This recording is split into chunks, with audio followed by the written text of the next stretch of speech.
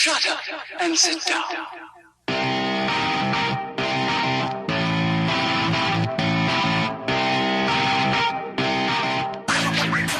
Some people just don't understand how basic things work.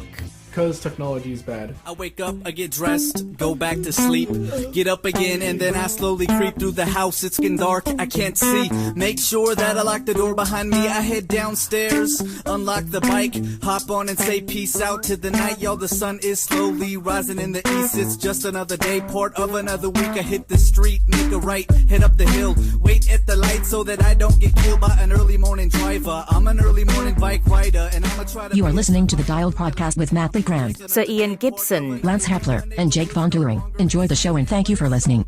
Wait, crap, I forgot to edit this vanilla intro they send me every week. I guess I need a vacation. On my bicycle, that's how I roll. I set of 14 gears and a pair of wheels. When I'm on my bicycle, don't do tricks cause I got no skills. When I'm on my bicycle, I just go my... There's a guy going around at the moment that's dipping his testicles into glitter. It's pretty nuts.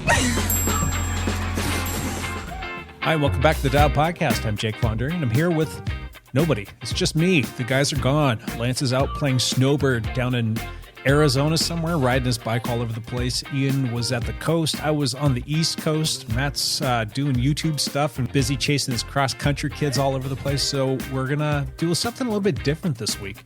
Lance and I recorded a video/podcast not too long ago. It was, I don't know, a few months back. And we were out on bikes and thought it'd be kind of fun to do something different. And finally going to have the opportunity to share that with you. The topic was... what are the rules and the etiquette when it comes to passing in a mountain bike race? It might sound kind of mundane, but it's actually kind of interesting, especially where we are at, in that there really are no rules that specifically speak to that. USAC does have some rules, and I guess we'll just let you guys listen and we'll talk about it. That said, here you go. Hey Lance, I heard you raced your bike this weekend. I raced my bike this weekend. Are we doing a ride-in video at the same time? I think so. Okay. Yeah. Guess what? What? It's my first ride in forever. Jake, you're on a bike and you're riding it and we're outside. We'll see how it goes. This is like going to be the start of something awesome, or it's going to be maybe the end of my cycling career. Maybe. We'll find out. One of the two. Cool. Hey, so you raced your mountain bike. I did a mountain bike race. We had Silver Falls mountain bike race. It was our Oregon Bike Racing Association Championships. Oh my gosh. We had Silver Falls, Oregon. Near Silverton, Oregon. In a state park. How was your field? we had some fireworks in the 50 field. Yeah, people dropping bombs? We had people dropping bombs. We had some drama at the finish. Oh, drama. Not watt bombs. Not watt bombs. What kind of bombs? Verbal bombs? Verbal bombs. Uh-oh. There was some conflict about the etiquette of passing on a single track mountain bike race. Yeah, that's actually a really good topic in that a lot of people don't know the actual rules of like how to pass in a mountain bike race. So right. Why don't you start by telling me what happened in the race, and then we'll kind of break it down from there. So this all happened behind me. I wasn't aware that it happened during the race. I ended up taking second in this race, and it was with some competitors who were behind me. Sure. The race starts with a 3-mile climb, 3.5 mile climb, and then like a 7-mile single track section that was mostly downhill. Okay. So downhill, rolling, whatnot, and it was very difficult to pass in that 7-mile downhill section. So apparently, one of the guys in my field caught another guy in my field and was kind of yelling at him to pull over to get out of the way. Okay. Hey, I'm on your tail, let me pass. And they were both in the same field. So when they're both in the same field, you don't have to pull over. No. But the guy behind kind of soft threatened him. Oh no. So much so that when they both came across the finish line at the end of the race. Did the cycling gloves come off? Come to fisticuffs? The one guy rolls up. And they were just like congratulating everybody, and the one guy walked up to him and just went, "Screw you." "Screw you, dude. That was not cool what you did." And I'm like, "Oh, what's happening here? This is..." So he told him in a threatening way he needed to move over or there was going to be problems. Correct. He said, "Somebody's going to get hurt if you don't pull out of the way." Okay. Did you happen to pass the same guy at any point in time? I did pass the same guy. How did that go down? Well, what happened was I had approached him. He had passed me just before the top of the climb. And so just before the top of the climb, he'd gone past me. We hit the single track section and I caught him like within 30 seconds. And there was that guy, somebody else that wasn't in our field, that wasn't in our age group, in between us and me.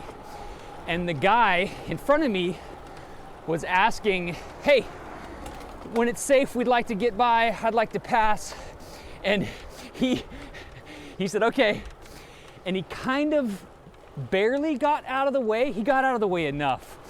But the guy in front of me jetted by, and I called out the guy's name and said, "I'm coming." And I jetted right past him. And he was like, "Damn it, Hepler." But then I was a lot faster descender than him, so it ended up being like the right thing to do. Sure. But, and I asked him afterwards, I'm like, was I a jerk? Did I pass okay? And he's like, "No, dude, you were totally fine." Cool. Because I called out, "I'm coming on your left. If it's safe, I'd like to come around." And it went around. So all said and done, did anything happen? Did the race officials do anything? Did the guys come to blows? Were there more words? It was all words. It got a little heated. It got heated enough between those two guys that I walked away from the finish line area. Oh no. I'm like, "Oh, this is getting ugly." Well, I didn't hear anything of any No. fighting going on, so I mean that part's good. But obviously, people left with some hurt feelings and were kind of pissed off about the whole situation. There was a complaint to the officials. The officials had a talk with both of them. Nothing official was done because nobody saw anything. It was one Gotcha. word against the other. Gotcha. So- Okay, so this was an Oregon Bicycle Racing Association, OBRA, Correct. sanctioned race. Correct. What is the rule in OBRA for passing in a mountain bike race? There is not a specific rule in OBRA about passing in a mountain bike race. And you There's- came to this conclusion after perusing the entire Yes. rule book of what, 100 Yeah, some odd pages? It's 126 pages or something like that. Sure. There isn't a specific. There's rules about cyclocross racing. It's mostly etiquette. It's not. You can't intentionally take somebody out. Sure. But it's mostly etiquette. And I went on the USA Cycling, and they have a rule that says the approaching rider has to call out what side he's coming on. Sure. "I'm coming on your left, I'm coming on your right." And it's up to both the approaching rider and the rider in front to safely pass. Now, that front rider can block. They own the trail. It's their trail until It's their trail. the person gets around them. Correct. But there is an etiquette piece there. You can't intentionally crash somebody out. Correct. You can't intentionally make contact, but But can you block? Like if you say, "I'm coming on your right," yeah, there's an opening on the right. yeah, That person can drift to the right so Yeah. long as you're not already taking that space, correct? correct. That's correct. So technically you're supposed to announce what side you're coming on. You're basically just giving yourself away. Now, Can you say coming on your right and then go on your left if they juke you? you could. Or you juke them rather? You could, but when you're racing somebody in your own field, you generally don't announce it. You pass Sneak attack? when it's safe to pass. Gotcha. Correct. So you almost put yourself in that position. If you want to take the space and then announce on your left when you're in the space so they can't come take you out, Yes, maybe that's the best protocol. it's kind of tricky. Now, normally these passes happen and you're not racing in the same field. In this race, I passed 30 people Sure. that weren't in my field, and I called it out every time. Hey, I'm coming on your left. Or when I'd get up on him, I would say, I'm not in your field, so whenever it's safe to pass, let's just make it safe. Famous last words, I'm not in your field. I'm not in your field.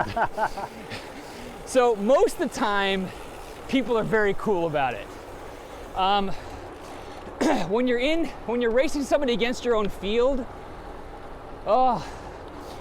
it's usually best to wait until there's really a very safe spot to pass. Sure. If they've got the line, they've got the line.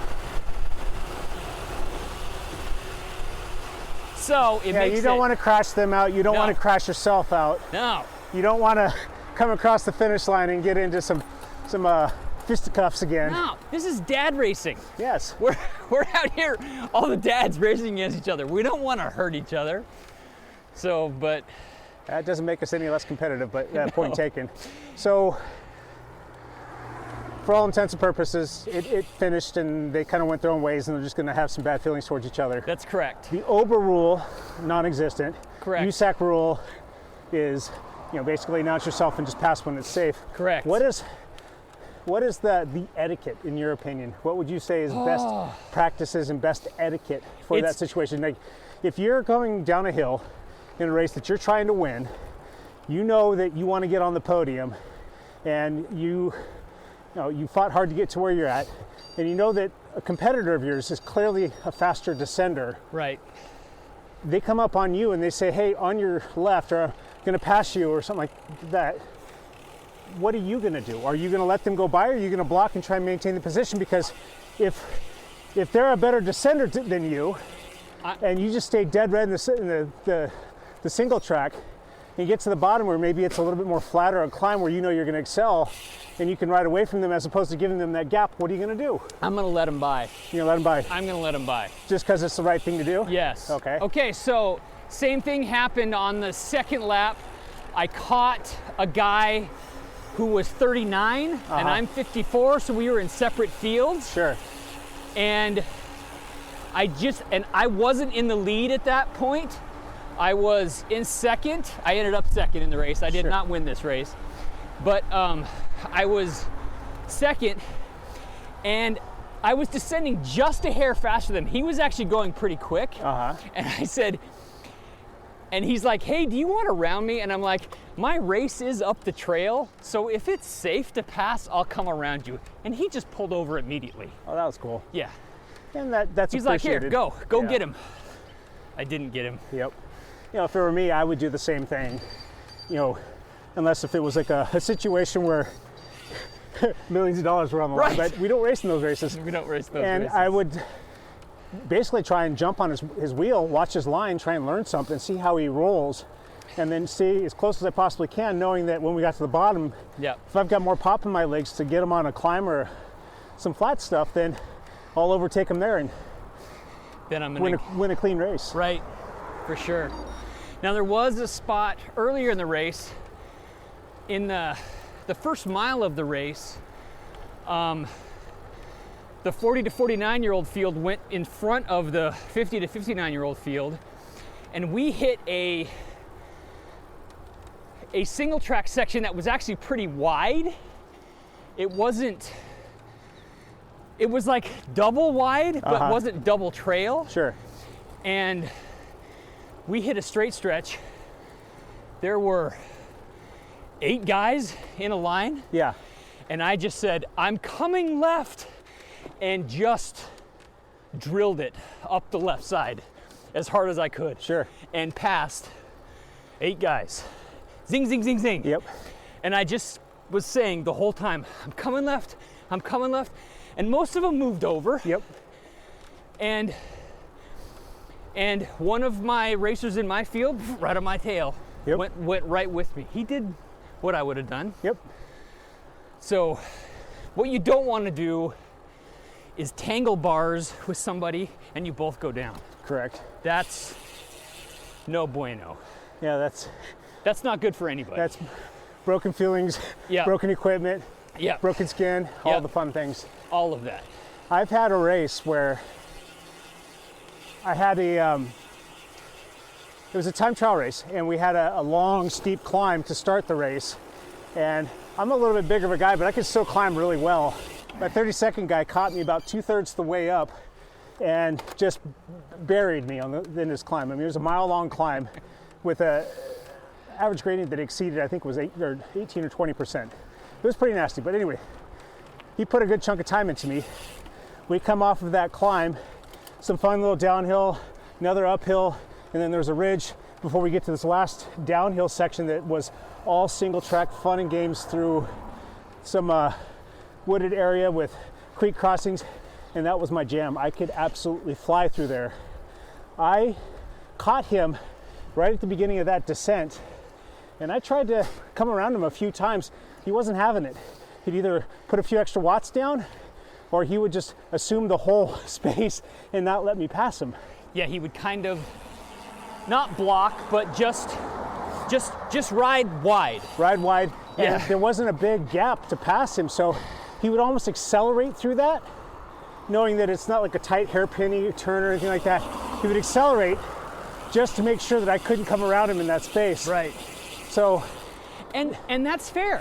yep, And that's within the rules. yep. And So it's all good.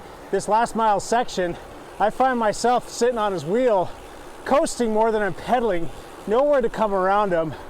And when it was all said and done, he ended up winning the overall in the race. I ended up getting third overall. The guy that got second beat me by something like 3 or 5 seconds. Oh, And I would have absolutely not let him have that time yes. had I had free reign. And the guy that beat me, I probably, gosh, the guy that got first, I probably could have made it a close race, because that last mile, I, no joke, probably lost a good 15 to 30 seconds, and he had me by 30 seconds. Yeah. So it could have been interesting. It could have been close. But at the end of the day, that's bike racing, and Yeah. he played it right, and I can't complain about that. What ends up happening in these mountain bike races is there's generally always a place to pass. Sure. You end up getting onto a gravel road or a Forest Service road or some section where it's not all single track. That's not all races, but you do usually get a spot to pass. Yeah, So. just a couple tips, I guess, when you're getting to the startup. If they're not doing call-ups, try and get as close to the front as you possibly can. Yep. So you don't have to deal with the traffic. And then know the course really well. If there's a climb or something that's going to allow you to put any kind of a gap or a bit of time into people, use that. And then if people do need to pass you, let them pass, and then get them when you can. Racing's in the details. Knowing the course is one of the details. Yeah, absolutely. Yeah. Cool. Anything else on that, Lance? No, there was no fist that flew, but it looked like it was getting close. How about a fist bump? Yeah, we'll take that. All right. Thanks for watching. Well, there you have it. Hopefully that helps answer a few questions if some of you were wondering, what do you do when it comes time to pass somebody in a mountain bike race on a single track trail? Do you have any stories like this of your own that you'd like to share? Jump on Instagram, go to Dialed Podcast, and shoot us a message. And while on the topic of chiming in, what'd you guys think? Is this something you'd like to maybe have a few more of? Maybe 1 or 2 of these a month in addition to the regular podcast? Let us know if that's something y'all'd like to listen to, and we'll put it out there. On that note, thanks for listening. We will be back next week with another podcast, hopefully a full normal podcast. We do appreciate you listening, and we'll be back soon. Until then, bye for now.